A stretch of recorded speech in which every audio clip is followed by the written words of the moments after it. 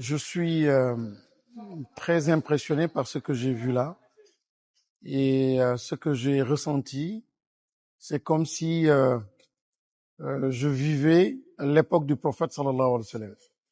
Je voudrais déjà féliciter les initiateurs donc de ce musée qui nous permet, au-delà des livres, au-delà des hadiths, au-delà de tout ce qui a été écrit, mais de mettre l'œil et de sentir et de ressentir en fait cette vie intense du prophète sallallahu alayhi wa sallam, ces sacrifices intenses et immenses qui ont été consentis pour sauver l'humanité.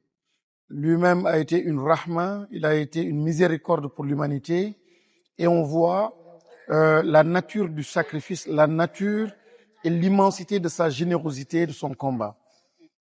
Et encore une fois, un musée pour à jamais nous ramener dans le passé, nous connecter au passé et marquer nos consciences.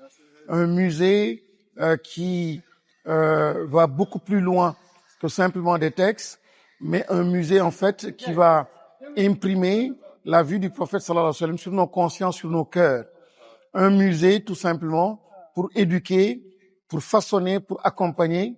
Un musée culturellement aussi qui va complètement changer la donne. Et on voit en fait le musée au cœur du musée des civilisations. Donc ça en dit long sur l'importance de ce musée-là et son caractère universel aussi.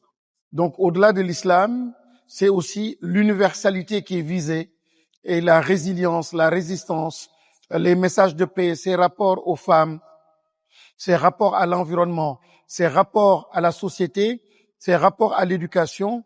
Donc c'est pas simplement une vie religieuse qui est reprise ici dans ce musée, mais c'est vraiment une vision universelle, des valeurs universelles qui ont été portées par le prophète sallallahu alayhi wa sallam, qui sont ici reprises donc à travers ce musée.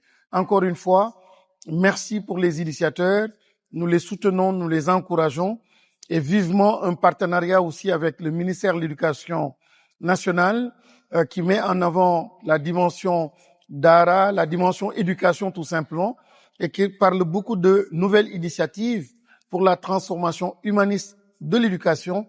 Et je pense que la vie et l'exemple donc du prophète sallallahu alayhi wa sallam devraient pouvoir inspirer aussi bien les musulmans que les chrétiens, toute l'humanité. Merci beaucoup.